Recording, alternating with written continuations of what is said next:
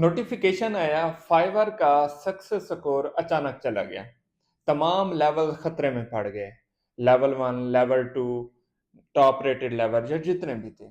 फिर एक फाइवर देखा, दूसरा देखा, जब 15 अकाउंट देखे, 15 के 15 ऐसे हो चुके थे। फिर मुझे ये पता चला कि फाइवर की तरफ से कोई एरर है, कोई बग है, और पाकिस्तान में जितने भी फ्रीलांसर हैं फाइवर के, सबका सक्सेस स्कोर उठ चुका है। तो परेशान होने की कोई ज़रूरत नहीं है। ये फाइवर पे अपडेट कर रहा होगा, कोई न्यू पॉलिसी आ रही होगी, कोई न्यू मॉडिफिकेशन हो रही होगी। ये एक बग होता है, उस बग की वजह से ये सक्सेस स्कोर चला गया।